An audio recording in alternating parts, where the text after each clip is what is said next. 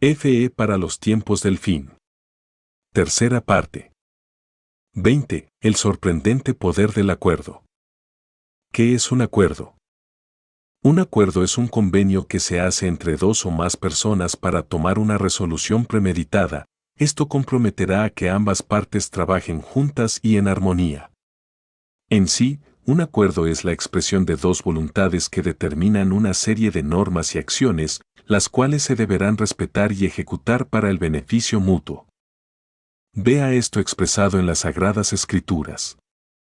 Mateo 18, 19-20. Otra vez les digo, que si dos de ustedes se ponen de acuerdo en la tierra acerca de cualquier cosa que pidan, les será hecho por mi Padre que está en los cielos.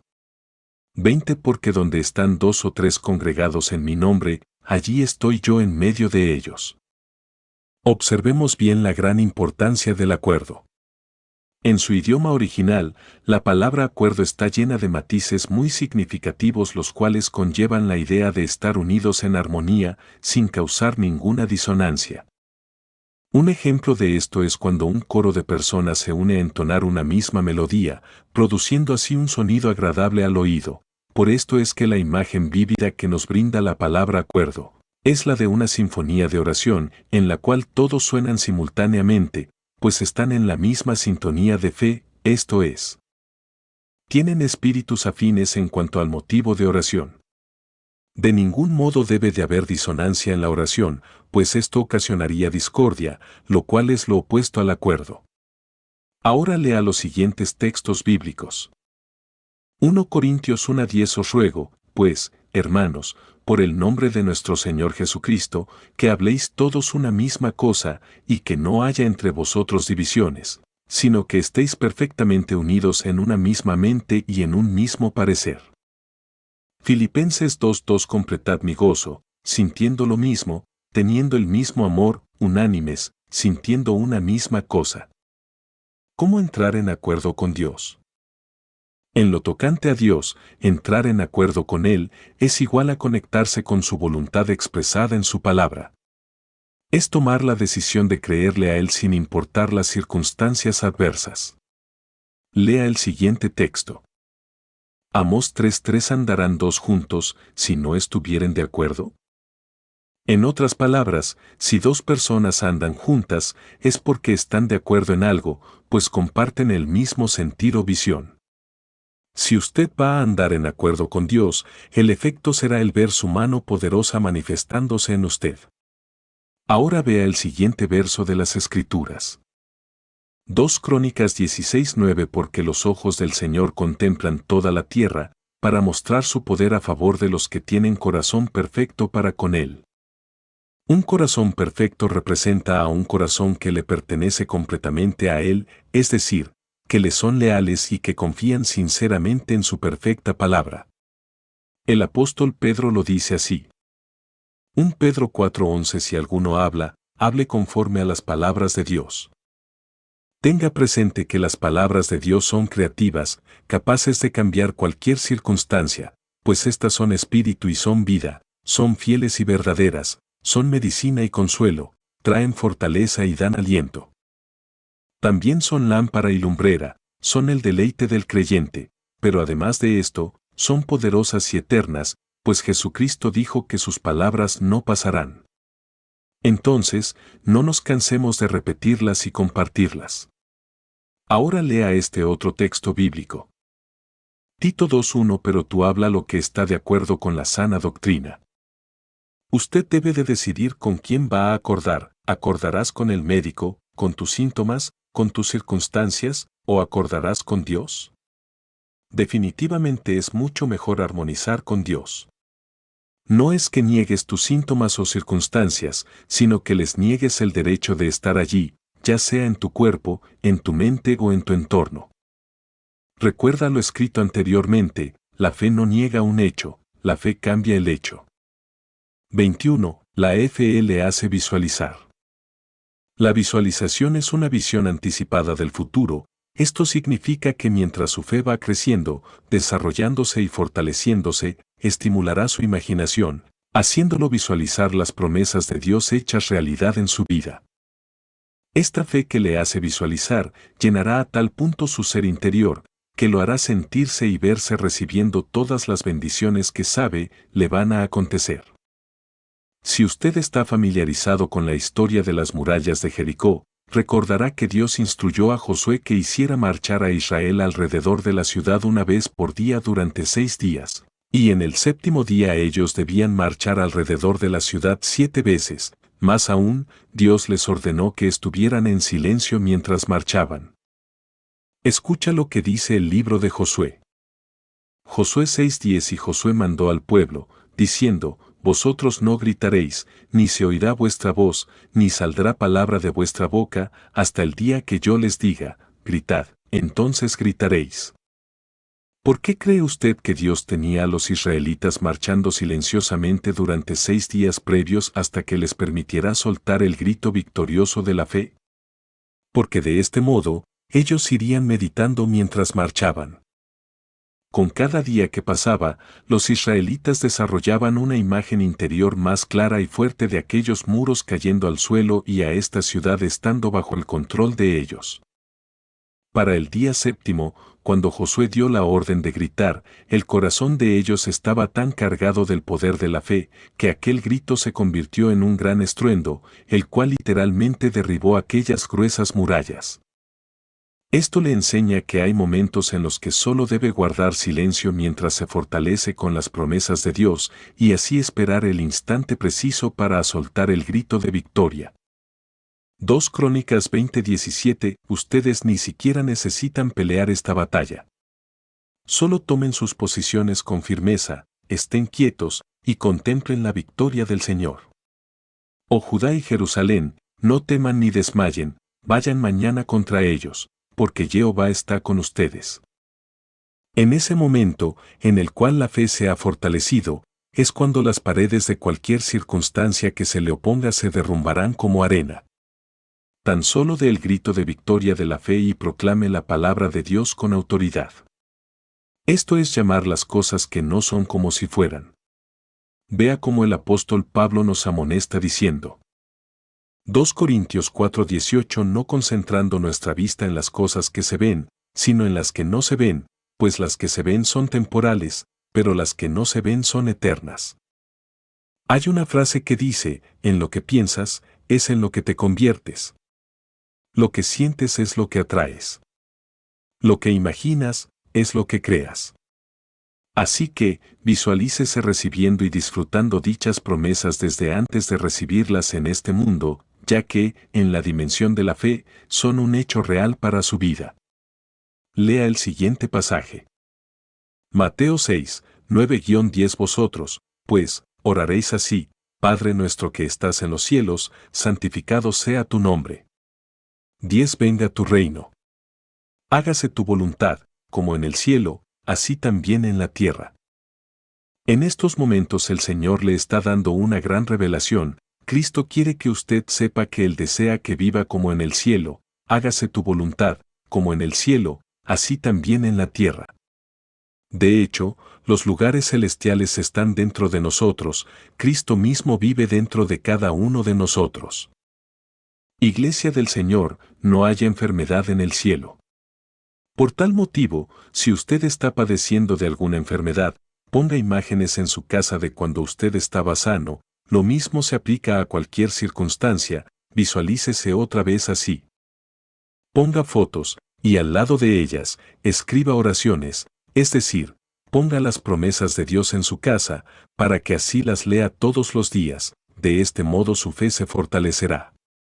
Escucha lo que el apóstol Pablo les escribió a los romanos. Romanos 4, 16-17 Por eso es que, la promesa, depende de la fe, para que siendo gratuita, sea válida para toda su descendencia.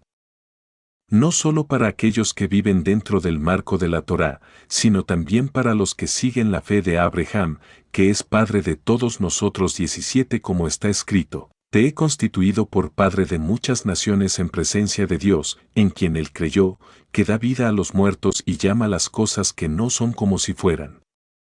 Voy a pedirle que haga lo siguiente: no hable lo que ve, hable lo que cree, no hable lo malo que ve, sino el bien que espera ver. No hable las cosas que son, sino las que no son como si fueran. ¿Qué estás llamando a tu vida? Te he constituido por padre de muchas naciones en presencia de Dios, en quien Él creyó, que da vida a los muertos y llama las cosas que no son como si fueran. Observe lo poderoso de esta reveladora enseñanza. Conozcamos la raíz etimológica de la palabra llamar. En este pasaje de Romanos 4:17, dicha palabra fue escrita en el idioma griego como kaleo, la cual significa llamar hacia ti en voz alta.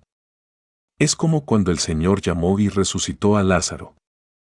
La Biblia nos cuenta que Cristo clamó a gran voz diciendo, Lázaro, ven fuera. Como pueden ver, esta palabra kaleo lleva implícito el dar una orden con autoridad a aquello que llamas, diciendo, ven aquí ahora. Así que, pronuncie la palabra de Dios a su favor, declárela con autoridad y comience a llamar las promesas de Dios hacia ti. Recuerde que kaleo es llamar las cosas que no son como si fueran. Hágalo con actitud, con voz firme y fuerte, y ordénele a eso que pides, que venga a tu vida ahora. ¿Cómo lo hago? Comience por fe a confesar frases con una postura de seguridad y valentía. Llame las cosas inexistentes a la existencia. Tenga muy presente esto, la palabra de Dios es la materia prima que el Espíritu Santo utiliza para crear algo. Imagínese a Abraham, este era un hombre de 99 años. Una vez que él recibe la promesa de Dios, comienza a confesar lo siguiente.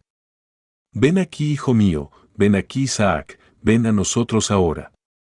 Ya todos sabemos cómo termina la historia, ante todo pronóstico, Isaac nació. Usted debe aprender a dar órdenes y confesar la Escritura con toda certeza y convicción. Es así como la fe nos hace acceder a una dimensión espiritual por medio de cada una de las promesas de Dios. Les pondré un ejemplo, si necesita sanidad, hable lo siguiente, sanidad, ven aquí ahora, manifiéstate en mi cuerpo, pues por las llagas de Cristo, yo fui sanado. Venga a mis hijos poder salvador de Dios. Ven a mi paz mental. Aprenda esto, la fe es invisible a la vista humana, pero jamás inexistente, pues actúa poderosamente a su favor en cada situación. Lo que necesita es que sus sentidos espirituales sean abiertos. Lea los siguientes versos bíblicos. 2 Reyes 6, 15-17 Y se levantó de mañana y salió el que servía al varón de Dios, y he aquí el ejército que tenía sitiada la ciudad, con gente de a caballo y carros. Entonces su criado le dijo, Señor mío, ¿qué haremos? 16 Él le dijo, no tengas miedo, porque más son los que están con nosotros que los que están con ellos. 17 Y oró Eliseo, y dijo, te ruego, oh Señor, que abra sus ojos para que vea. Entonces el Señor abrió los ojos del criado, y miró, y he aquí que el monte estaba lleno de gente de a caballo, y de carros de fuego alrededor de Eliseo.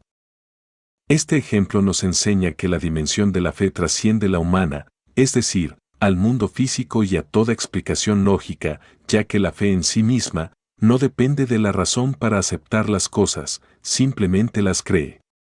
Esto sucede porque la realidad material es subordinada a la realidad espiritual. La realidad de este mundo material se concibe por los 5 sentidos y depende de ellos para creer y aceptar, pero la realidad espiritual se concibe por la fe en Dios y en todas sus promesas. Por este hecho es que la realidad espiritual de la fe es más auténtica para el creyente que la realidad física o material. Con esto usted puede comprender mucho mejor las palabras de Cristo cuando dijo. Mateo 4:4 Él respondió y dijo, escrito está, no solo de pan vivirá el hombre, sino de toda palabra que sale de la boca de Dios. En este texto Cristo nos enseña que, una persona que depende de la palabra de Dios como su principal fuente de sustento, es aquella que realmente vive por fe. A esto se refiere el pasaje que cita lo siguiente, mas mi justo, por su fe vivirá. Esto significa que no debemos vivir dependiendo de las cosas terrenales, sino de las espirituales, ya que éstas son poderosamente creativas. Digo esto, pues en algunas personas la razón se antepone a la fe, y lo único que ello causa es que la razón le hará buscar culpables de las circunstancias que le acontecen, finalmente terminará culpándose a sí mismo, pasando por alto que en todo tiempo Dios tiene cuidado de su pueblo amado. Lea lo que dijo el apóstol Pablo. Romanos 8:28 y sabemos que a los que aman a Dios, todas las cosas les ayudan a bien. Con esta premisa todo adquiere una correcta perspectiva. Dios ha permitido estas cosas para nuestro bien. Ahora podemos descansar en el Señor y meditar en quietud respecto a ¿qué es lo que mi Padre Celestial desea de mí? Enseñarme, formarme, hacerme madurar, fortalecer mi fe, mostrarme su gloria en dicha situación o simplemente para que aprenda a depender de Él y no de mis habilidades o fuerzas. Esta dimensión de fe siempre se relaciona con el presente y el futuro, ya que la Biblia dice, es pues la fe, la certeza de lo que se espera. Así vemos que la fe involucra ver más allá del mundo físico, pues la fe es la convicción de lo que no se ve, es decir, ver lo que por fe ya ha sucedido en la dimensión espiritual, manifestándose ahora en el ámbito material. Así vemos que la fe de ninguna manera es creer a ciegas, pues la fe es ver hecho lo que esperas que te suceda. Se ha puesto a pensar que, por lo general nosotros no recibimos más de lo que esperamos, por lo tanto, nunca espere lo peor de las circunstancias. Siempre espere ver la mano de Dios actuando poderosamente a su favor en esa circunstancia. 22. El contraste entre el temor y la fe. Es necesario que usted aprenda esto. El temor también se convierte en lo semejante, es decir, en lo que estás esperando, ya que el temor le hace esperar lo peor, la muerte, el fracaso y la derrota. Veamos este texto. Job 3:25 Porque el temor que me espantaba me ha venido, y me ha acontecido lo que yo temía. En cambio, la fe siempre le hace esperar lo mejor, la vida, el éxito y la victoria. Todo esto acontece porque la esfera de la fe tiene poder sobre la esfera material, ya que la fe tiene que ver con todo lo milagroso, pues en ella, lo invisible se hace visible y lo imposible se hace posible. No es de extrañar que Dios muchas veces le haya hablado a su pueblo por medio de imágenes y visiones para mostrarle cuál es su verdadera realidad celestial. Es más, note bien que cuando usted lee las promesas de Dios, su imaginación es estimulada y es inspirado a soñar, esto es, a verse sano, prosperado, bendecido, libre, etc. Es que solo a través de imágenes, sueños y visiones se pueden concebir grandes cosas y obtener resultados. Lea el siguiente texto de las Escrituras. Génesis 15:5 Y lo llevó fuera, y le dijo, mira ahora los cielos, y cuenta las estrellas, si las puedes contar. Y le dijo, así será tu descendencia. Dios le dijo a Abraham, mira ahora. Lo que el Señor hizo con esto, fue implantar en Abraham una imagen permanente. De ese momento en adelante, cada vez que él miraba las estrellas del cielo, automáticamente visualizaba su descendencia sobre la tierra, una descendencia sumamente numerosa y por encima de todas las naciones. Tengamos presente que todo esto comenzó con una imagen, con una visión, todo comenzó cuando Dios le dijo a Abraham, mira. Por este motivo es que Dios le dice a su pueblo las siguientes palabras. Colosenses 3:2 Pongan la mirada en las cosas de arriba, no en las de la tierra.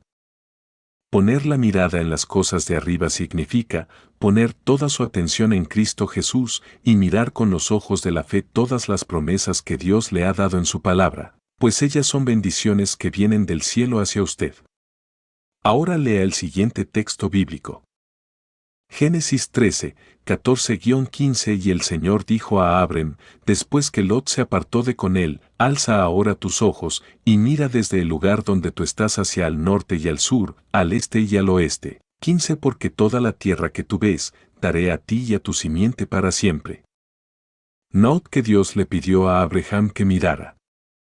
Ver es más que echar un simple vistazo, es soñar, es sentir, es creer, es poseer. Comience mirando lo que el Señor le ha prometido. Mírese también recibiendo y disfrutando de cada una de las promesas que Dios le ha dado en su palabra, mantenga siempre su mirada en ellas y confiese que son suyas. Mire a Cristo, en Él todas las promesas tienen su cumplimiento para usted. Escuche ahora esta palabra de Dios. Génesis 22:17 De cierto te bendeciré, y multiplicaré tu descendencia como las estrellas del cielo y como la arena que está a la orilla del mar, y tu descendencia poseerá las puertas de sus enemigos. Así que, cada vez que Abraham miraba la arena que estaba a la orilla del mar, se acordaba de la promesa que Dios le había hecho a él y a su descendencia, la cual sería muy poderosa sobre la tierra, pues poseería las puertas de sus enemigos. La frase, las puertas de sus enemigos, se refiere a los lugares más fuertes e importantes de una ciudad. En los tiempos antiguos, las ciudades eran amuralladas y sus puertas principales eran fuertes y siempre estaban custodiadas. Estas puertas representaban el poder de una ciudad, las mismas eran tan resistentes como muros, y estaban diseñadas para soportar fuertes embates. Si un ejército enemigo lograba entrar por ellas, eso significaría su conquista. Se dio cuenta cómo Dios hizo uso de imágenes alentadoras para hablarle a su pueblo. De este momento en adelante, cada descendiente de Abraham comenzó a mirarse a sí mismo como un poderoso conquistador de reinos. Tenga muy presente la siguiente revelación que el Señor le hace en su palabra. Lea los siguientes versos bíblicos. Gálatas 3:7 Sabed, por tanto, que los que son de fe, estos son hijos de Abraham. Gálatas 3:14 Para que en Cristo Jesús la bendición de Abraham alcanzase a los gentiles, a fin de que por la fe recibiésemos la promesa del Espíritu. Escucha esta promesa, las puertas del Hades no prevalecerán contra la Iglesia. Esto significa que los poderes del mismo infierno no podrán detenerlo. ¿Cuáles son las puertas que usted debe de conquistar primero? Conquiste y derribe las imágenes negativas que usted tenga acerca de sí mismo, conquiste sus pensamientos de temor, su carácter, su vocabulario y su conducta. ¿Cómo lo hará?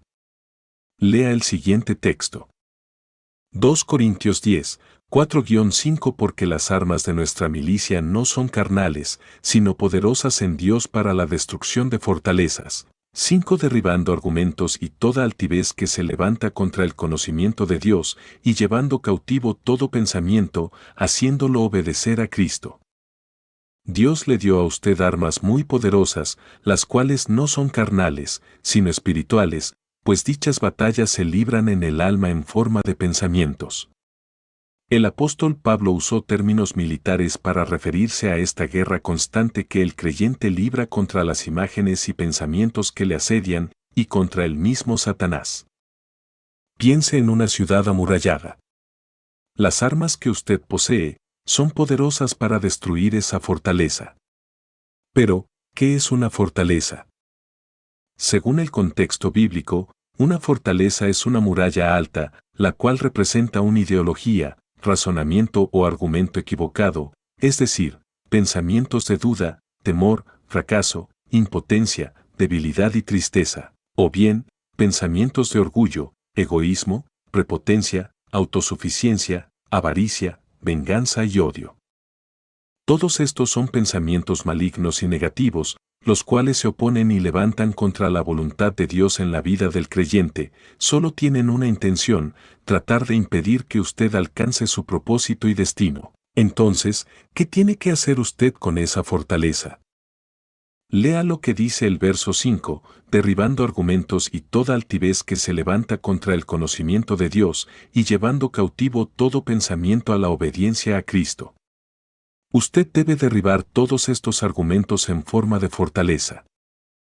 Es tiempo de destruir de una vez por todas todos aquellos pensamientos que en su mente se levantan contra Cristo y su palabra. Lea lo que dice el siguiente pasaje de las Escrituras.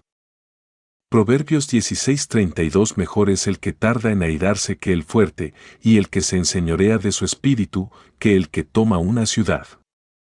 El secreto es dominio propio. A esto se le llama sometimiento.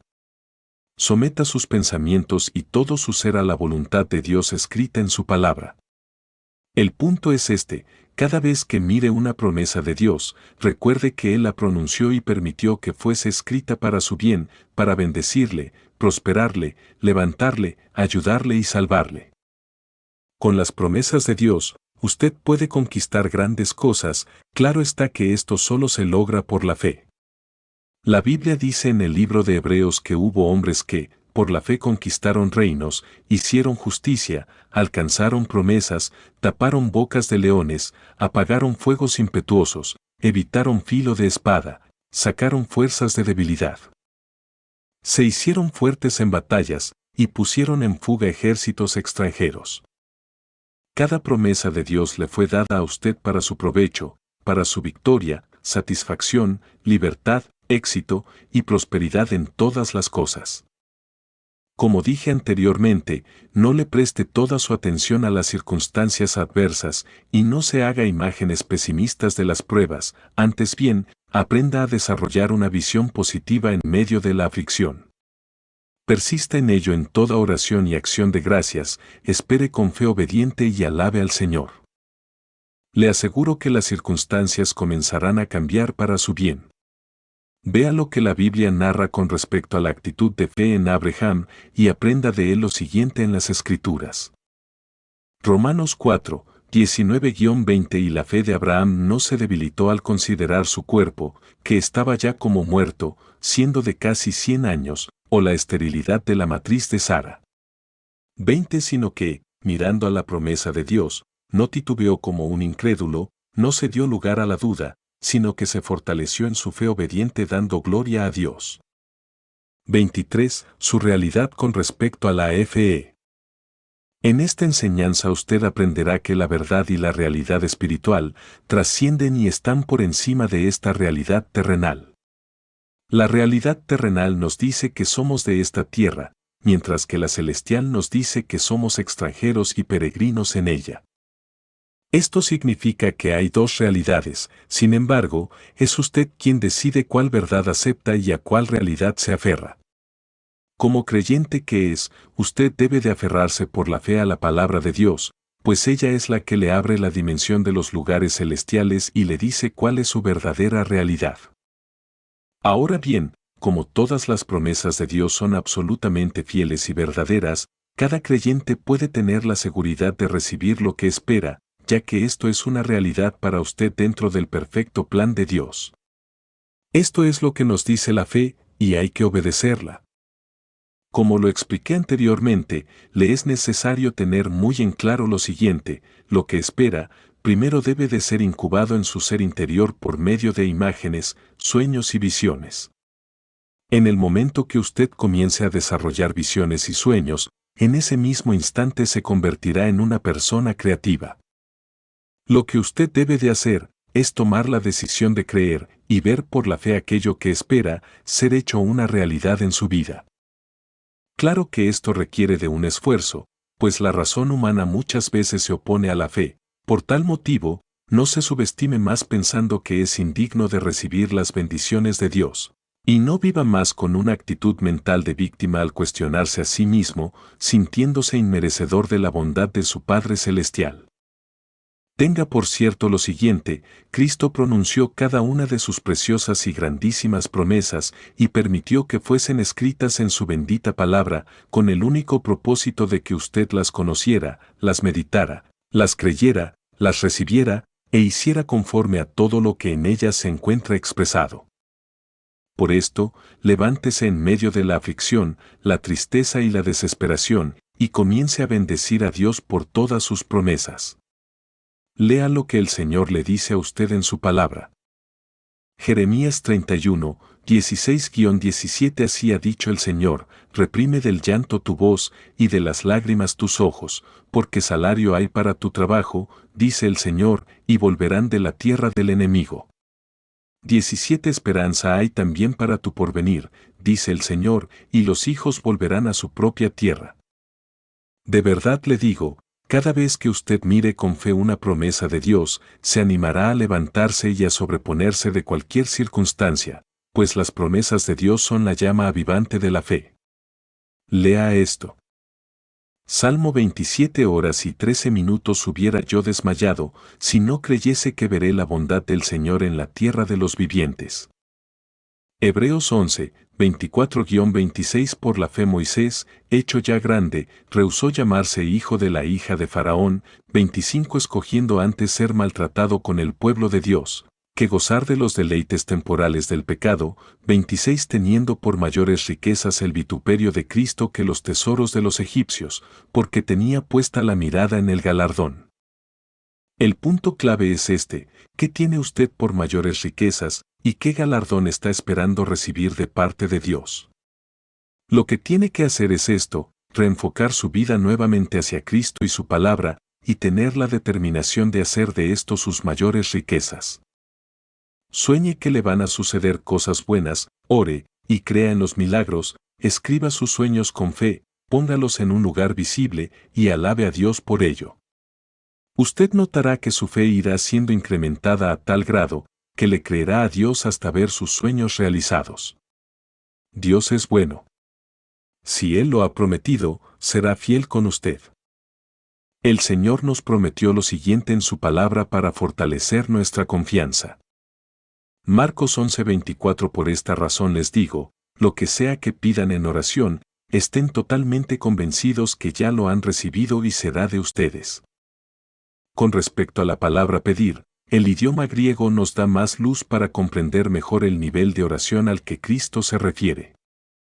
Esta palabra es aiteo, y sugiere la actitud de un suplicante, es decir, la petición de uno inferior en posición a aquel a quien se le hace la petición, por ejemplo, en el caso del hombre pidiendo a Dios, o el del mendigo suplicante, pidiéndole algo a todo aquel que pasa frente a él. Ahora bien, le voy a enseñar algo realmente maravilloso. En el idioma griego, la palabra recibir es jambano, y la misma significa traer, tomar, agarrar, asirse, sujetar, tener y obtener. ¿Qué le dice todo esto a usted? Creo que Cristo está enseñándole a ser más osado al momento de orar. De este momento en adelante, cambie su expectativa de oración. La fe le hace dar buen testimonio. Hebreos 11:2 Porque por la fe obediente alcanzaron buen testimonio los antiguos. Esto significa que recibieron elogio, obtuvieron reconocimiento y buena aprobación de parte de Dios. Ahora bien, ¿quiénes son los antiguos? Los antiguos son todos aquellos hombres y mujeres de fe obediente, cuyas vidas están narradas en las páginas de la Biblia. Entonces podríamos decir que esta lista abarca desde los tiempos de Adán y hasta los tiempos de Juan el Bautista.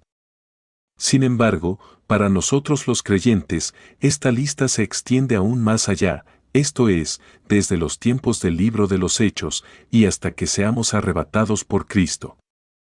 Por este motivo el apóstol Pablo nos anima a pelear la buena batalla de la fe.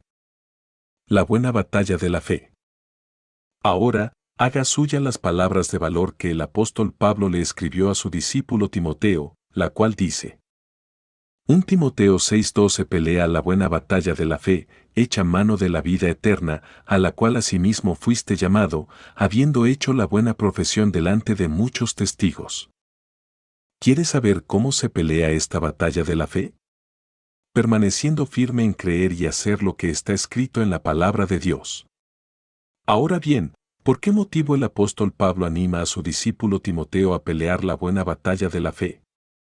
La respuesta se encuentra en el siguiente texto. 2 Timoteo 1:7 Porque no nos ha dado Dios espíritu de cobardía, sino de poder, de amor y de dominio propio. Un espíritu valiente es aquel que se fortalece en la fe mediante la proclamación de la palabra de Dios, es aquel que no teme defender y dar testimonio de la verdad. Así que, tome la decisión de conocer, creer, obedecer y proclamar las promesas de redención de la palabra de Dios con una fe genuina, audible y valerosa. Escuchando con fe el mensaje de Dios. Lo que pasa con muchas personas que suelen asistir a los lugares de reunión donde se predica el Evangelio de Cristo, es que no prestan la suficiente atención al mensaje del Señor. Esto se debe a varios factores, entre ellos, el mucho afán por esta vida terrenal, los placeres de este mundo, los aparatos electrónicos y los mensajes de algunos predicadores, los cuales carecen de fundamento teológico, o simplemente no llegan preparados a impartir la enseñanza. Esto es una amonestación para toda la Iglesia, tanto a los líderes espirituales como a los feligreses.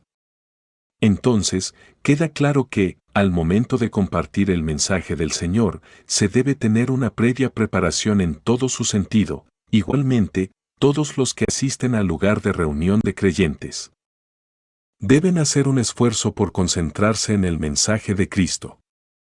Estas cualidades tienen que ver con una actitud de fe. Escuche con atención la amonestación que como a hijo le hace el Señor en los siguientes textos.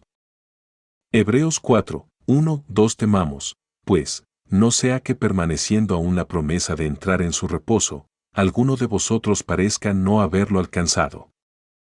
2 Porque a nosotros, lo mismo que a ellos, se nos ha anunciado la buena noticia, pero el mensaje que escucharon no les sirvió de nada, porque no se unieron en la fe a los que habían prestado atención a este mensaje.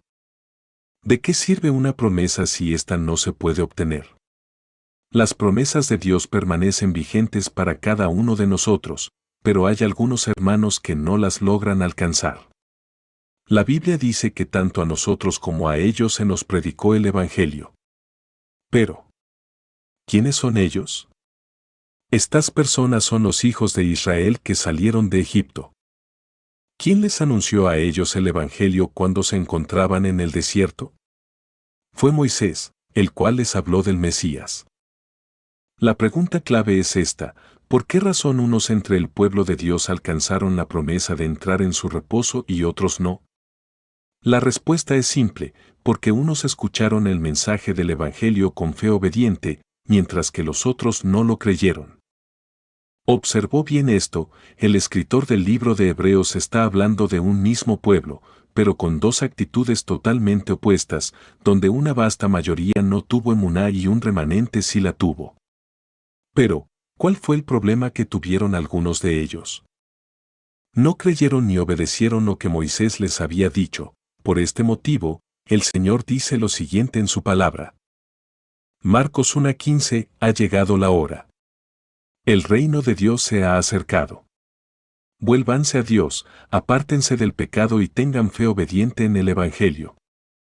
Lo que Cristo nos está diciendo aquí es lo siguiente: cambien de actitud para con Dios y crean obedientemente en las promesas de redención que les anuncio. ¿Cuántos de nosotros necesitamos mostrarle a Dios una verdadera disposición de fe? Hágase la siguiente pregunta: ¿tiene precio la fe? Y si lo tiene, ¿cuál es? Nuestro Señor Jesucristo le dijo lo siguiente a la iglesia de la Odisea. Apocalipsis 3:18 Por tanto, yo te aconsejo que de mí compres oro refinado en fuego, para que seas rico. Este oro refinado en fuego representa la fe genuina del creyente, la cual retiene su riqueza, brillo y pureza, esto, en contraste con la falsa fe de la cual se jactaba la iglesia de la Odisea. ¿Cómo se puede comprobar que el oro representa la verdadera fe del creyente? Lea el siguiente pasaje. 1 Pedro 1:7 Para que sometida a prueba vuestra fe, mucho más preciosa que el oro, el cual aunque perecedero se prueba con fuego, sea hallada en alabanza, gloria y honra cuando sea manifestado Jesucristo. ¿Quiere decir esto que la fe tiene un precio y que solo puede obtenerla del Señor Jesucristo? Sí, su precio es el arrepentirse de la falta de entrega a Él, de su condición espiritual, de las dudas con respecto a Dios, de los constantes cuestionamientos hacia su palabra y de la desobediencia, la cual es producto de la incredulidad. Si este es su estado ante tu Padre Celestial, pídele hoy mismo que te perdone por llevar una vida tibia, y vuélvete a Dios en amor y fe obediente. 24. El reposo del Señor y la fe.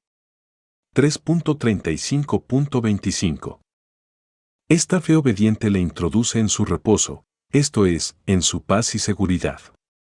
Usted hoy puede disfrutar de este reposo aún en medio de las pruebas que pueda estar atravesando. Escucha este texto bíblico. Salmo 116, 7 Vuelve, oh alma mía, a tu reposo, porque el Señor te ha hecho bien. Es tiempo de volver al reposo de Dios y de volver al mismo Señor. Vuelve a la oración y vuelve de nuevo a la Biblia. Lee el siguiente texto. Isaías 14:7. Toda la tierra está en reposo y en paz, se cantaron alabanzas. Es tiempo de decidir reposar y de hacer lo que haya que hacer para entrar en este reposo, pues fueron muchos los israelitas que fracasaron en su oportunidad de entrar en este reposo divino. Sin embargo, este descanso todavía sigue siendo ofrecido a todo aquel que se acerca a Dios con fe. Escuche lo que dice el siguiente pasaje de las Escrituras. Hebreos 4:7 otra vez determina un día, hoy, diciendo después de tanto tiempo, por medio de David, como se dijo, si oyen hoy su voz, no endurezcan sus corazones. Aquí logramos percibir un llamado de continua esperanza de parte de Dios. Él sigue llamando a su pueblo a no endurecer el corazón, para que de esta manera puedan entrar y disfrutar de su reposo. El hoy de Dios no ha terminado, y su promesa sigue estando firme, pero este hoy no va a durar para siempre, la vida en esta tierra llegará a su fin. Por tanto, dice el escritor, aquí y ahora, por la fe, entren hoy en el verdadero reposo de Dios. Él te ofrece una bendición tan grande como la de los hombres de fe del pasado. Ahora bien, los creyentes, por la fe en Cristo Jesús, ya entraron en este reposo. Sin embargo, para todos aquellos que desean por la fe entrar en el reposo del Señor, Él los anima diciendo. Hebreos 4, 9-11 Por tanto, queda un reposo para el pueblo de Dios. 10 Porque el que ha entrado en su reposo, también ha reposado de sus obras, como Dios de las suyas. 11 Procuremos, pues, entrar en aquel reposo, para que ninguno caiga en semejante ejemplo de desobediencia. ¿Qué es realmente el reposo del Señor? El reposo del Señor es estar conscientes del cuidado paterno de nuestro Dios en cada aspecto de nuestras vidas. Prestemos atención al siguiente detalle: en las Escrituras, el vocablo reposo tiene una connotación profética, pues nos habla de un reposo, tanto aquí en la tierra como en el cielo. Y desde luego que también se refiere a la era mesiánica en la cual Cristo vendrá a reinar con todos sus santos. Pero, ¿cómo puedo yo entrar en el reposo de Dios con tantas situaciones adversas que nos rodean? La Biblia nos brinda un detalle muy interesante, y es este: todos los días de la creación tuvieron un principio y un fin, pues las Escrituras nos dicen, y fue la noche y la mañana el día 1, 2, 3, 4, 5 y 6, pero acerca del día séptimo, en el cual Dios reposó, no se mencionan la noche y la mañana. De este dato, los judíos llegan a la conclusión de que, aunque los otros 6 días terminaron, el día del reposo de Dios no tiene fin. Por lo tanto, el reposo de Dios está abierto para todos los creyentes y para siempre. ¿Qué es lo que hace tan especial al séptimo día, siendo este el único que Dios bendijo y santificó, el cual también representa el séptimo milenio que se aproxima? ¿Qué hay tan especial en él para el pueblo del Señor? Hermanos, si Dios lo bendijo y lo santificó, fue para bendecirnos y santificarnos a nosotros. Pues bien, Cristo nos prometió hace más de 2000 años lo siguiente para así tener reposo. Juan 14:27 La paz les envío, mi paz les doy completamente, yo no se las doy como el mundo la da. No se turbe vuestro corazón, ni tenga miedo. Uno de los nombres que se le da al Mesías en el libro del profeta Isaías es Príncipe de Paz. Cristo le impartió su misma paz a todos sus hijos e hijas. A diferencia de la paz del mundo, cuya definición suele ser la ausencia de conflicto, la paz que Cristo le dio es seguridad plena en cualquier circunstancia. Esto nos muestra que la paz del Señor no es externa, sino íntima. La misma implica todo tipo de bendición. Entre estas podemos enumerar tan solo algunas: salvación, felicidad, salud emocional, espiritual y prosperidad. Es decir, esta paz es quietud que produce confianza absoluta en el Señor. Esto se debe a que solo en Cristo estamos libres de toda preocupación. Ahora bien, la partícula no expresa una negación absoluta.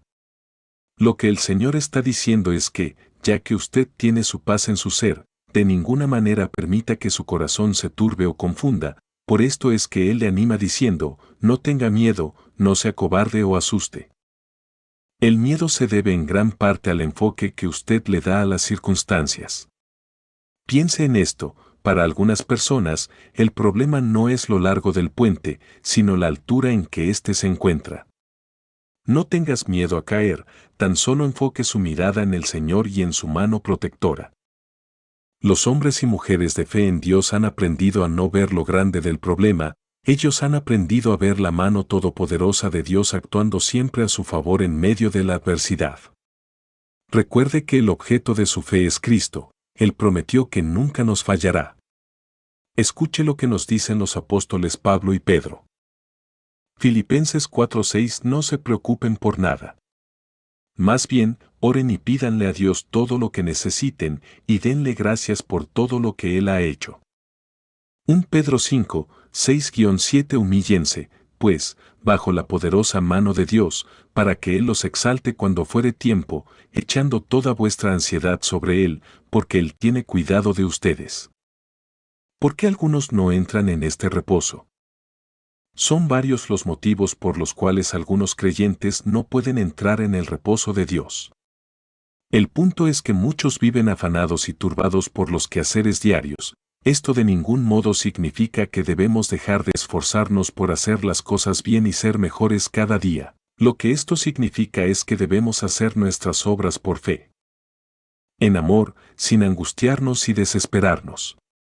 Para nadie es un secreto que muchos no pueden vivir sin ver noticias, ya sea por televisión, radio o redes sociales, sin percatarse que la mayoría de estas producen ansiedad, temor y desesperanza, pues llenan el alma de incertidumbre y pesimismo. Otro número de creyentes solo se relacionan con personas negativas, conflictivas, iracundas y de mal vocabulario. Recuerde que hay cierto tipo de personas que solo encontraron en usted la forma de llenarle de cosas negativas. Estas personas no le dejan nada bueno. No le estoy diciendo que desprecie a las personas, pero sea sabio y trate de seleccionar a sus amigos más cercanos, aquellos que influyen en usted positivamente. También debemos apartarnos de toda maldad. Lea el siguiente texto. Isaías 48 horas y 22 minutos. No hay paz para los malos, dijo Jehová. La Biblia también nos dice que a causa de la incredulidad algunos no entran al reposo de Dios, ya que la incredulidad es lo único que nos excluye del reposo del Señor, pues nunca puede haber reposo para aquel que posee un corazón incrédulo. Lea el siguiente texto. Hebreos 3, 18-19. Y a quienes juró el Señor que no entrarían en el reposo que les había preparado, sino a aquellos que desobedecieron. 19. Y vemos que no pudieron entrar a causa de su incredulidad. Estos hombres son los que Dios liberó de la tierra de Egipto, eran esclavos, y Él los sacó a total libertad y prosperidad, pero ellos rehusaron confiar en el Señor a pesar de que vieron sus grandes maravillas. Ya hemos observado por medio de las Escrituras que las personas desobedientes generalmente son incrédulas, y las personas son incrédulas porque endurecen sus corazones y persisten en no creer. Medite en esto, ¿de qué sirve dudar? Es mucho mejor creerle a Dios. Recordemos que Cristo pelea nuestras batallas y sujeta a nuestros enemigos bajo nuestros pies. El pecado, la carne, el mundo y Satanás, nada pueden contra Cristo y su vida de resurrección en nosotros. Esta es la verdadera victoria. Comprender esto nos hace entrar en el reposo de Dios. Esta es la clase de vida que Dios predestinó desde la eternidad para que fuese la posesión de todos sus hijos e hijas. No fuimos diseñados para el fracaso, la desilusión y la derrota continua, ni tampoco a vagar por el desierto. Cristo es nuestro reposo en toda su plenitud. El reposo de Dios es nuestro desde el día en que nacimos de nuevo. Usted no tiene por qué vivir en depresión, ni pobreza espiritual, material, física o emocional. Si usted tiene a Cristo como su vida, simplemente deje que el Espíritu Santo le introduzca en la plena posesión de todo cuanto le ha sido dado por Dios en Cristo Jesús. Y disfrute de todo ello en el reposo y la quietud de su espíritu y alma. Lea con atención lo maravilloso del siguiente pasaje. Salmo 62, 5 Alma mía, en Dios solamente reposa, porque de Él es mi esperanza. Este es el gran secreto que todos debemos de conocer, ver a Cristo Jesús como nuestro reposo, bendición y santificación. No vivamos más bajo la sombra del temor, la condenación y el pasado, pues su palabra nos dice. 2 Corintios 5:17 De modo que si alguno está en Cristo, nueva criatura es, las cosas viejas pasaron, ahora todo se ha hecho nuevo. Miqueas 7:18-19 Que Dios como tú, que perdona la maldad y olvida el pecado del remanente de su heredad. No retuvo para siempre su enojo, porque se deleita en misericordia. 19 Él volverá a tener misericordia de nosotros, sepultará nuestras iniquidades y echará en lo profundo del mar todos nuestros pecados. Muchos creyentes no saben de lo que se pierden por no creer, y no entran en este reposo, porque en sus corazones no aceptan que Dios sea tan bueno y especial para con ellos. Estas personas creen que Dios les va a castigar severamente, que los va a juzgar y condenar. Pero este tipo de pensamiento muestra en ellos un gran desconocimiento acerca de la persona que es Dios. Escucha lo que dice el siguiente texto bíblico.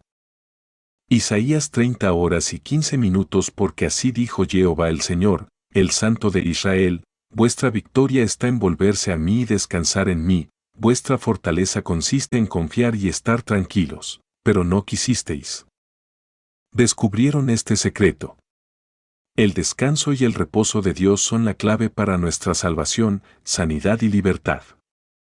El descansar en sus promesas nos da quietud, y el confiar en ellas fortalece nuestra fe. Una vez más, crea que el Señor le ama, acérquese a Él como una oveja perdida que corre a su pastor. Vuélvase a Dios y comience a edificar su vida de fe en Él. Es en el reposo del Señor donde usted debe de comenzar a construir sus sueños. Ahora lea el siguiente texto. 2 Crónicas 14:7 Asa les dijo a los de Judá, edifiquemos estas ciudades y levantemos a su alrededor murallas con torres, puertas y cerrojos, mientras la tierra esté ante nosotros, porque hemos buscado al Señor nuestro Dios. Le hemos buscado, y Él nos ha dado reposo por todas partes. Entonces edificaron y fueron prosperados. El reposo de Dios es el mejor momento para comenzar a edificar. Sin embargo, tengamos presente esto, debemos buscar a Dios de todo corazón, en oración, meditando en sus promesas. Ahora Cristo nos hace un llamado a disfrutar del reposo que Él nos ha preparado. Lea el siguiente pasaje de las Escrituras. Mateo 11, 28-29 Venid a mí todos los que están trabajados y cargados, y yo los haré descansar. Lleven mi yugo sobre ustedes, y aprendan de mí, que soy manso y humilde de corazón, y hallarán descanso para sus almas. Si depositamos nuestra confianza en Cristo Jesús y en sus promesas, esta fe nos hará descansar, pues cuando actuamos en fe, reposamos, es decir, cesamos de toda actividad, para dar lugar a la obra redentora de Dios. Ahora bien, como lo expliqué anteriormente, el sentido de cesar de toda actividad no significa dejar de hacer, sino el realizar la obra encomendada, confiados en que Dios actuará a nuestro favor, ya que estamos seguros que Él está con nosotros y que ya ha bendecido toda labor de nuestras manos.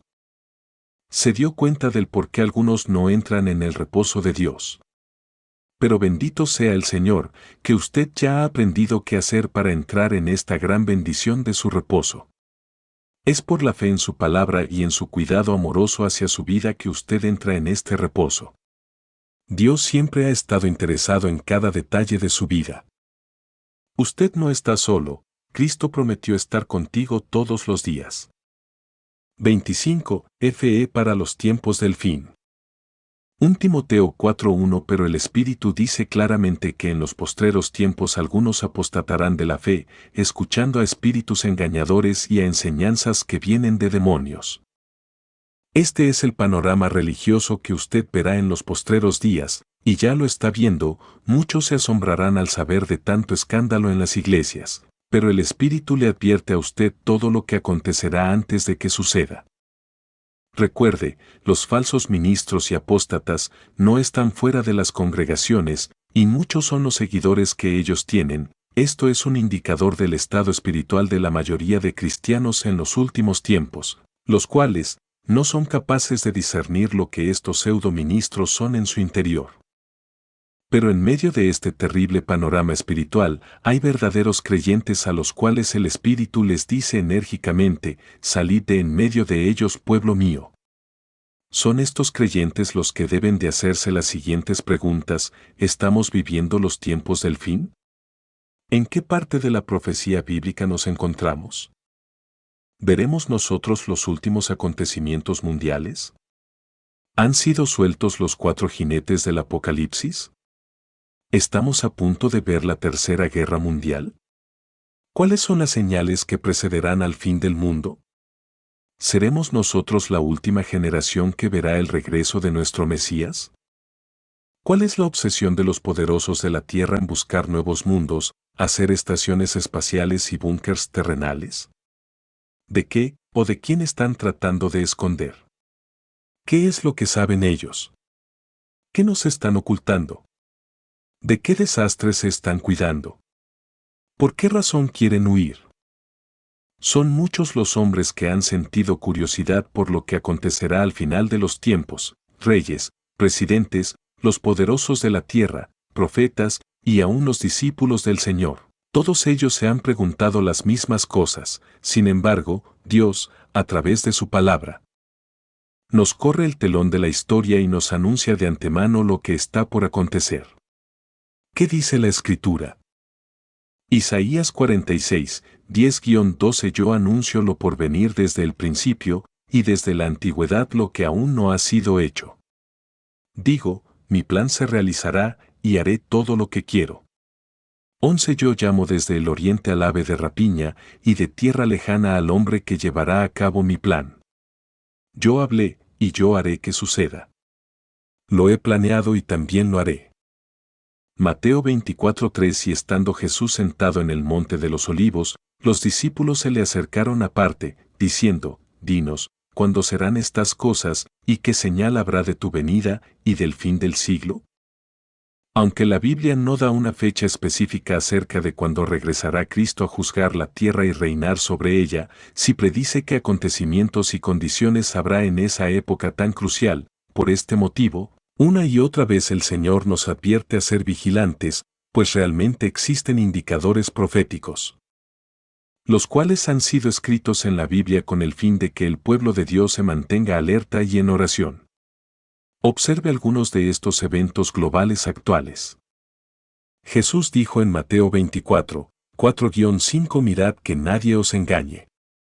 El engaño y la falsedad, la apostasía y la herejía, irán en incremento en los últimos días. Verso 5, porque vendrán muchos en mi nombre, diciendo: yo soy el Cristo, y a muchos engañarán. La manifestación de estos falsos cristos ungidos se aumentará, muchos de ellos afirmando que ciertamente Jesús es el Cristo, pero de esta forma engañarán a muchos, pues hablarán en su nombre, pero lo harán con el propósito de hacer toda clase de males, entre estos, el hacer lucro de muchos discípulos del Señor. Verso 6: y oiréis de guerras y rumores de guerras, mirad que no os turbéis, porque es necesario que todo esto acontezca, pero aún no es el fin. 7. Porque se levantará nación contra nación, y reino contra reino. Es necesario que todo esto acontezca, para dar paso al cumplimiento profético de la segunda venida de Cristo a la tierra y la instauración de su reino, es decir, Él no volverá a menos que estas cosas lleguen a suceder. El Mesías también nos habla de guerras y rumores de guerras. No es de extrañar que el siglo XX se conozca como el siglo de las guerras, Primera y Segunda Guerra Mundial. Sin embargo, en pleno siglo XXI, la amenaza de una tercera guerra mundial está cada vez más latente. Rusia y Ucrania, China y Taiwán, Irán e Irak, el conflicto árabe-israelí. Siria, República Democrática del Congo, Etiopía, Birmania, Yemen y Afganistán. Además de estas guerras, se pueden presenciar otras aún más crueles, despiadadas y sangrientas. Hoy en día, en pleno siglo XXI, estamos ante una de las peores masacres clandestinas jamás vistas. Observe este dato: en la Primera Guerra Mundial, año 1914 a 1918, murieron alrededor de 10.000.000 de personas. En la Segunda Guerra Mundial, año 1939 a 1945, murieron alrededor de 55.000.000 de personas. Esto quiere decir que, sumando los decesos entre ambas guerras, murieron aproximadamente un total de 65.000.000 de personas, esto, en un lapso de tiempo de 9 años entre las dos guerras mundiales. Ahora pregúntese lo siguiente: ¿cuál fue la principal causa de muerte en el mundo en 2022? El aborto. Asómbrese con esta publicación: más personas murieron a causa del aborto en 2022 que por cualquier otro motivo. Las estadísticas compiladas por Worldometer indican que más de 44 millones de abortos tuvieron lugar en todo el mundo en el año que acaba de terminar. La Organización Mundial de la Salud, OMS, estableció la cifra en 73 millones. Esto es igual al asesinato en masa de millones de bebés. Esto es peor que los centros de exterminio nazis, es decir, 8.000.000 más de muertes de bebés que en ambas guerras, y esto en un solo año. Increíblemente, por cuarto año consecutivo, el aborto sigue siendo la primera causa de muerte en el mundo entero. No es posible que la Iglesia del Señor guarde silencio ante esta atroz matanza de inocentes. Pero a ellos no les basta con matar bebés en los vientres, también les están quitándole la inocencia a los que no pueden matar, pues están realizando cirugías de transformación sexual para niños. Además de esto, la explotación sexual comercial y la perversión infantil, esta es toda una industria inhumana que va en crecimiento. También existe un tipo de guerra psicológica, y esta es la aceptación global de los LGTB y la ideología de identidad de género. Estas guerras tienen por objetivo a los niños. ¿Acaso no le recuerda esto a la historia de Sodoma y Gomorra? Génesis 19:4. Pero antes que se acostasen, rodearon la casa los hombres de la ciudad, los varones de Sodoma, todo el pueblo junto, desde el más joven hasta el más viejo. Yo pienso que lo que desató el juicio de Dios sobre estas ciudades fue el haber pervertido a los niños, adolescentes y jóvenes, robándoles su inocencia. Verso 7 continúa diciendo: y habrá pestes, plagas y hambrunas.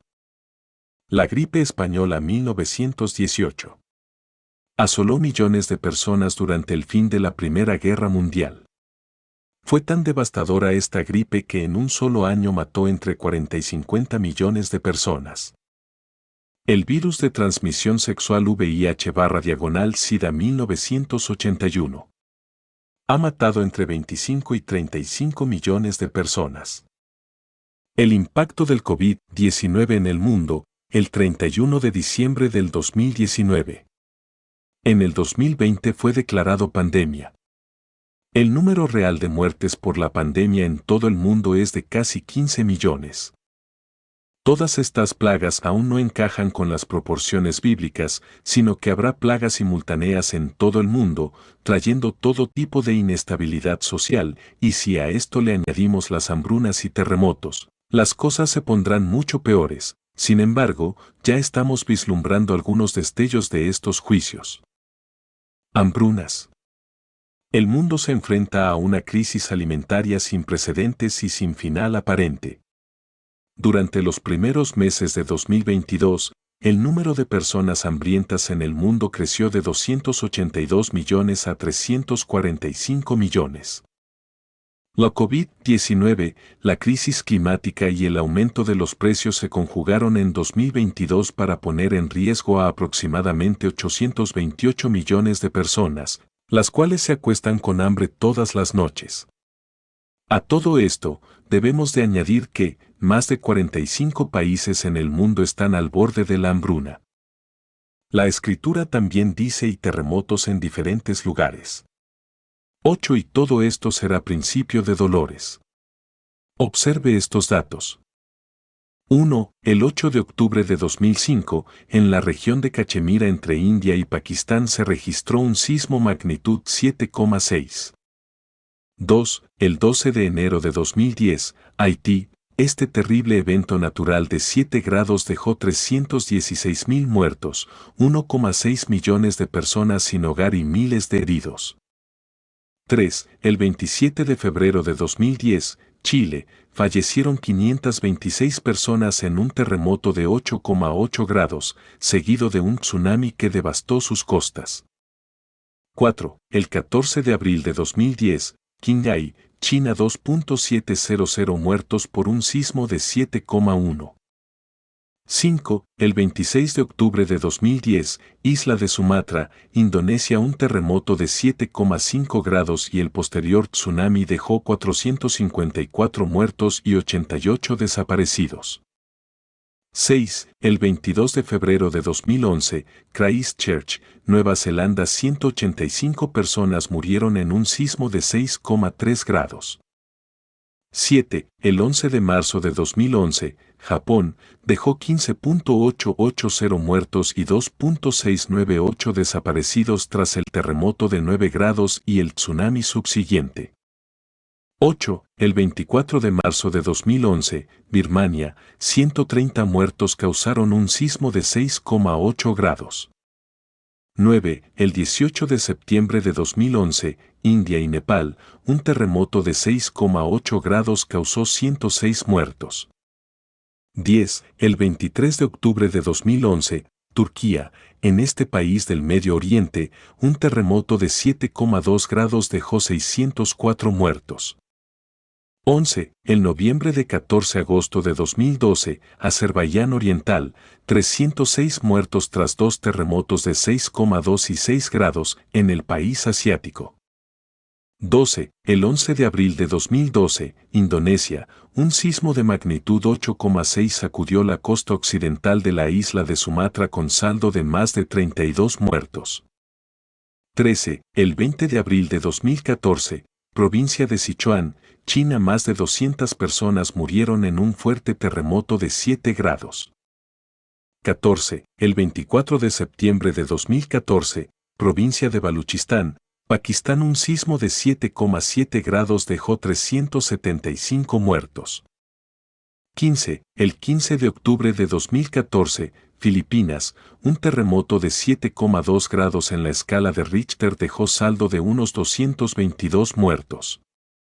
16. El 3 de agosto de 2014, provincia de Yunnan, China 615 personas murieron en un sismo de 6,5 grados en esta localidad.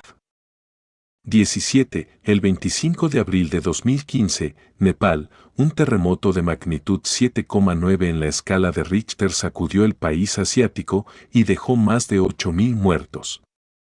18. El 16 de septiembre de 2015, Chile, sismo de 8,4 sacudió al país. 19. El 16 de abril de 2016, Ecuador, un terremoto de 7,6 grados sacudió la nación. También fue percibido en el norte de Perú, México y Colombia. 20. El terremoto más letal de 2018 fue de los más rápidos en la historia. El 28 de septiembre, un fuerte terremoto impactó la isla indonesia de Celebes y activó un tsunami que devastó la capital de la provincia, Palu. Los dos sucesos juntos terminaron con la vida de más de 2.200 personas. 21. El 19 de septiembre de 2022. Un fuerte terremoto de magnitud 7,7 sacude el centro de México en el aniversario de dos grandes sismos. 22. La madrugada del lunes, 6 de febrero, un terremoto de magnitud 7,8 impactó Turquía y Siria. Provocó grandes fracturas en la superficie terrestre, que se desplazó hasta 6 metros en algunas zonas. Los terremotos han dejado una enorme devastación, al menos 50.000 personas fallecidas y decenas de miles de heridos en ambos países, más edificios derrumbados y dañados en los que destacan hospitales. Casi 1 millón de residentes turcos viviendo en tiendas de campaña, entre muchas afectaciones más. 23. Todo esto, sin contar los terremotos o sismos que no menciono en esta lista, más los que ocurren en los océanos. Verso 9. Entonces os entregarán a tribulación, y os matarán, y seréis aborrecidos de todas las gentes por causa de mi nombre. La persecución hacia los verdaderos creyentes será notable en todo el mundo, no solo en países árabes o comunistas, sino también en países democráticos. Actualmente en el mundo hay 340 millones de cristianos siendo perseguidos por su fe. No me explico cómo hay personas que insisten en decir que la Iglesia no pasará por la tribulación o gran tribulación. Será tan terrible esta persecución que el mismo Mesías afirma lo siguiente. 10. Muchos tropezarán entonces, y se entregarán unos a otros, y unos a otros se aborrecerán. Muchos tropezarán, se escandalizarán, se sentirán ofendidos, no querrán que los relacionen o identifiquen con Cristo Jesús ni con su palabra, ya que esto les acarrearía persecución en todo lugar. Muchos cristianos no soportarán la idea de persecución en sus vidas, el hecho de pensar en martirio, en la confiscación de sus bienes o en despidos laborales, los hará tropezar y le darán la espalda a Dios, a tal punto que traicionarán a los que eran sus hermanos en la fe. Es así como en los últimos días no habrá lealtad para ningún creyente, cada uno buscará su propio bienestar y seguridad, aunque el precio sea entregar a sus más cercanos. En aquellos días, el nombre de Yeshua o Jesús será aborrecido, como también lo serán todos aquellos que lo invoquen. 11. Y muchos falsos profetas se levantarán y engañarán a muchos. Muchos hablarán en nombre de Dios y de su Hijo, pero lo harán para engañarles, usarán todo tipo de artimañas con el fin de lograr sus objetivos lucrativos. Lo más terrible es que muchos están siendo engañados por estos falsos profetas endemoniados, pero aquellos que lo siguen son engañados porque no leen ni estudian las Escrituras. Si los cristianos no conocen la verdad del Evangelio, ¿cómo podrán discernir la mentira de estos falsos ministros expertos en engaños? 12. Y por haberse multiplicado la maldad. La falta de cumplimiento a la ley de Dios, el amor de muchos se enfriará. ¿Por qué esto producirá que el amor se enfríe en muchas personas? Escucha lo que dice la Escritura. Romanos 13:10. El amor no hace mal al prójimo, así que el cumplimiento de la ley es el amor. Si quitamos la ley de Dios, si sus normas morales son prohibidas o descalificadas, entonces el amor genuino se desvirtualizará. Es así como Cristo Jesús predice la condición moral y espiritual de los últimos tiempos. Los gobiernos, las instituciones públicas y privadas, los centros educativos y demás organizaciones le darán la espalda a las instrucciones morales de Dios. Por esta acción rebelde, el amor de muchos se enfriará. Imagínese usted lo que le acontecerá a este mundo cuando haya ausencia de la ley divina y del amor. Todo esto será reemplazado por el libertinaje, la sensualidad, la inclusión y el odio. 13. Más el que persevere hasta el fin, éste será salvo. El que se mantenga firme hasta el final, cualquiera que éste fuese, obtendrá la victoria. Es así como Cristo nos anima a perseverar, a mantenernos firmes en la fe, a obedecer su palabra, a ser vigilantes y a amarnos unos a otros y a guardar sus mandamientos. Es así como nuestras lámparas estarán llenas de aceite para alumbrar el camino en medio de tanta oscuridad. Apocalipsis 2:10. Sé fiel hasta la muerte, y yo te daré la corona de la vida. 14. Y será predicado este evangelio del reino en todo el mundo, para testimonio a todas las naciones, y entonces vendrá el fin. Este evangelio del reino son todas las promesas de redención procedentes del sacrificio del Mesías en la cruz. Después de que este evangelio sea predicado, entonces vendrá el final. Dios está expandiendo su evangelio de formas inimaginables. Lo más seguro es que este fin del cual habla Cristo se refiere al fin de la era de la Iglesia, esto es, al arrebatamiento de su pueblo. A continuación, voy a compartirle algunos textos que hablan de los tiempos que estamos viviendo, para que así pueda discernir las señales del fin, la conducta de los hombres de los últimos días y a los verdaderos y falsos ministros. Daniel 12:4 Pero tú, Daniel, cierra las palabras y sella el libro hasta el tiempo del fin. Muchos correrán de aquí para allá, y la ciencia se aumentará. 2 Timoteo 3:1-5 Pero esto debes saber, que en los postreros días vendrán tiempos peligrosos, difíciles. 2 Porque habrá hombres amadores de sí mismos, ególatras, avaros, amantes del dinero, vanagloriosos, hacen alarde de sus acciones, soberbios, exageran de sus capacidades, blasfemos, hacen burla de Dios. Desobedientes a los padres, rebeldes, ingratos, malagradecidos, impíos, personas que carecen de piedad y de fe en Dios. 3 Sin afecto natural, insensibles, implacables, no perdonarán, calumniadores. Acusación falsa que causa perjuicio, intemperantes, incontrolables, esclavos de lascivias, crueles, hacen cosas inhumanas. Aborrecedores de lo bueno. 4 Traidores, aparentan ser amigos, pero solo tendrán como fin hacer daño, impetuosos, violentos, infatuados, hinchados de orgullo, amadores de los deleites más que de Dios. 5 Que tendrán apariencia de piedad, pero negarán la eficacia de ella, a estos evita. Dirán que aman y respetan a Dios, pero con su conducta demostrarán lo contrario. En estos últimos días habrá un incremento de espíritus de engaño.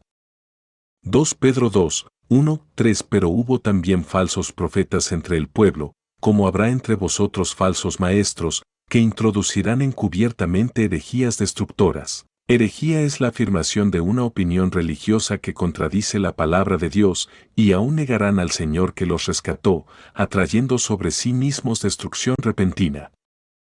2 Y muchos seguirán sus disoluciones, malas conductas, perversiones y libertinajes, por causa de los cuales el camino de la verdad será blasfemado. 3 En su avaricia, los explotarán con cuentos fabricados, enseñándoles mentiras. Sobre ellos la sentencia fue pronunciada hace mucho tiempo, y no se salvarán de ese castigo. Ante este terrible panorama profético, y ante un mundo donde la injusticia y la maldad van en incremento, nosotros los creyentes, conociendo también lo que acontecerá con la última generación de la Iglesia, necesitamos estar arraigados y cimentados en Cristo Jesús, en su enseñanza, su amor y su fe, pues indudablemente, tan solo un remanente será salvo, ya que, el que no se vuelve al Señor, a la oración y a su palabra, no tendrá forma de escapar de estas cosas que vendrán. Aceptemos con humildad la amonestación amorosa que Cristo nos hace. Lucas 21:34-36 Estén alerta por ustedes mismos, que vuestros corazones no se carguen de glotonería y embriaguez y de las preocupaciones de esta vida, y venga de repente sobre vosotros aquel día. 35 Porque como un lazo vendrá sobre todos los que habitan sobre la faz de toda la tierra. 36 Velad, estén alertas espiritualmente, pues, en todo tiempo orando que seáis tenidos por dignos de escapar de todas estas cosas que vendrán y de estar en pie delante de la presencia del Hijo del Hombre. Las palabras del Maestro aún siguen resonando en nuestros oídos. Lucas 18:8 Pero cuando venga el Hijo del Hombre, ¿encontrará fe en la tierra? Aquí Cristo está hablando de una fe genuina y persistente en la oración, la cual anhela ver la justicia de Dios. El Mesías está dándonos a entender que este tipo de fe será muy escasa en los últimos días. Lo más probable es que esto será debido a que, entre más nos acerquemos al final de los tiempos, habrá más maldad, apostasía y herejías en la Iglesia. Los verdaderos creyentes no tienen por qué motivo tolerar más a los falsos apóstoles, profetas, evangelistas, pastores, maestros y ministros. ¿Por qué a algunos les es tan difícil discernirlos? Vuelvo a decirlo, simple y sencillamente, porque no conocen la verdad del Evangelio, y porque no la conocen, porque no estudian las Escrituras, pues pasan tan ocupados por las cosas de este mundo, que no tienen tiempo para las cosas de Dios. Y prefieren oír y aprender la verdad de boca de otros, Es así como muchos son engañados, pues donde no se predica la verdad del Evangelio, no puede existir una fe genuina y persistente. ¿Qué va a hacer usted ante un periodo tan marcado por la mentira, el odio, la persecución, la rebelión, la apostasía, la herejía y la incredulidad? La pregunta que Cristo nos hizo a cada uno de nosotros en Lucas 18:8 es reflexiva, pues nos hace autoexaminarnos si realmente estamos en la fe. 2 Corintios 13:5 Examinaos a vosotros mismos si estáis en la fe, probaos a vosotros mismos. ¿O no os conocéis a vosotros mismos que Jesucristo está en vosotros, a menos que estéis reprobados? Cuando Cristo, nuestro Señor, hizo esta gran interrogante, sin duda alguna se estaba refiriendo a las personas que existen en esta última generación. Una generación que están pretendiendo marcar y programar por medio de una agenda global. Dicha generación está siendo bombardeada por la tecnología y las redes sociales con mensajes e ideologías seculares, mismas que destruyen sociedades enteras, pues atentan contra las leyes morales de Dios. Ideologías que ellos llaman diversidad. Entre estas cito tan solo algunas. El transhumanismo, el humanismo, el ateísmo, el ecumenismo, la igualdad de género, el aborto terapéutico, el lenguaje inclusivo, el matrimonio igualitario, etc. Además de esto, los que dirigen dichos movimientos son incapaces de escuchar a los que no comulgan con su ideología, y cuando lo hacen, normalmente responden con algún acto de violencia. Es increíble ver cómo al ser humano se le quitó o restringió la capacidad de reflexionar.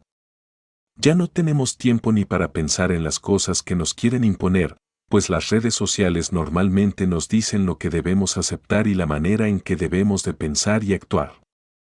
Ellas son las que ahora están marcando las reglas que rigen las nuevas generaciones en cada país. Lo que no se dan cuenta dichas personas es quiénes son los que realmente están detrás del escenario dirigiendo dichos movimientos, filosofías e ideologías, muchas de las cuales se oponen ferozmente a aceptar la sana evidencia científica. Triste realidad. Todo esto es muestra que estamos viviendo una generación que no quiere o no siente interés por la Biblia o por los principios espirituales que se expresan en ella. Por este motivo, la mayoría de dicha generación será engañada en los últimos días. Me refiero más que todo a personas de entre 12 años de edad hasta la fecha. No permita que los progres cambien su lenguaje y perspectiva mental, moral o espiritual. Aparte su mirada y sus oídos de tanta contaminación cibernética, recuerde que hay una inteligencia artificial detrás de todo lo que usted ve y escucha, y eso mismo es lo que ésta le sugiere. Por favor, vuelva a Dios, vuelva a la Biblia y vuelva a practicarla con amor para que usted llegue a tener una fe genuina basada en la verdad del Evangelio de Cristo. Si el Señor no ha regresado, es porque aún faltan algunas cosas por cumplirse. Esto significa que usted aún tiene un destino y un propósito en Cristo Jesús, aún tiene trabajo que hacer en su mies. Recuerde que usted es un manifestante del reino de los cielos a través del Evangelio eterno, del fruto y los dones del Espíritu Santo. Usted fue escogido para extender con poder el reino de Dios, activo y con oración y conocimiento bíblico la fe que le fue delegada por Dios para manifestar su amor y su poder. El libro a los Hebreos dice lo siguiente. Hebreos 11:6 Pero sin fe es imposible agradar a Dios, porque es necesario que el que se acerca a Dios crea que le hay, y que es galardonador de los que le buscan. Como lo dije al comienzo de este libro, el amor y la fe son la marca distintiva de los verdaderos siervos del Señor. El libro a los Hebreos capítulo 11 nos enseña que, sin fe es imposible agradar a Dios. Es muy importante que tenga presente esto, es por la fe que realizamos nuestro servicio al Señor y alcanzamos asir aquello para lo cual fuimos también asidos por Cristo Jesús. Lo maravilloso de la fe es que por ella usted puede acercarse a Dios, por lo tanto, no se acerque al Señor en temor, esto crearía un sentimiento de rechazo y una atmósfera negativa, en cambio, acérquese a Él con fe, ya que la fe tiene que ver con todo lo bueno, agradable y aceptable. 26. Conclusión. Tenga presente esto, la fe que Dios ha puesto en usted, es para su salvación y bienestar, para que le sirva a Él y a su pueblo amado, no tiene otra razón de ser. Conocer la fe es conocer a Cristo, y conocer sus promesas es conocer su voluntad hacia su vida. Jesucristo dijo las siguientes palabras para librarnos de cualquier tipo de esclavitud. Juan 8:32 Y conocerán la verdad acerca de mí, y esa verdad acerca de mí los hará libres. Aquí logramos observar la íntima conexión que hay entre el conocimiento, la verdad y la libertad. Sin embargo, este no es cualquier conocimiento, es el conocimiento de la palabra de Dios. Y no es cualquier verdad, es la verdad allí escrita, y no es cualquier libertad, es la libertad que este conocimiento y verdad producen en el creyente que permanece en Cristo y en su palabra. Esta verdad es la realidad de los beneficios divinos puestos a su alcance mediante la fe. Esta verdad es la realidad de lo que Dios es, lo que puede hacer en usted y por usted. Cuando el Verbo de Dios se hizo carne, Él trajo a usted la realidad de su Padre Celestial a fin de que Él pudiera ser la imagen visible del Dios invisible. Esta verdad también es la expresión de la voluntad de Dios tal como nos ha sido transmitida por Cristo. Por este motivo, podemos decir con exactitud que, el que conoce a Cristo, conoce la verdad, pues Él mismo es la verdad encarnada. Este conocimiento y esta verdad, son las que le llevan a usted a esta verdadera libertad espiritual, pues le hace libre del poder del pecado y de sus consecuencias. Entre más conozca a Cristo y su palabra, más libre será de cualquier pensamiento errado, del autoengaño, de las mentiras de Satanás y de las ataduras religiosas. Esto es gracias a la vida suprema que ahora vive en nosotros por medio del Espíritu Santo que nos fue dado. Ciertamente no hay hombre más libre que el que se ocupa del estudio y la práctica de la palabra de Dios. Es mi deseo que esta serie de enseñanzas le ayuden a transformar su vida día con día. Repase en todo momento los principios bíblicos aquí expuestos, pues ellos le guiarán aún en los tiempos de más dificultad. Le prometo que usted verá la poderosa mano de Dios actuando a su favor. Concluiré diciendo las mismas palabras del apóstol Pablo. 1 Corintios 10:31 Sí, pues, comen o beben, o hacen otra cosa. Háganlo todo para la gloria de Dios.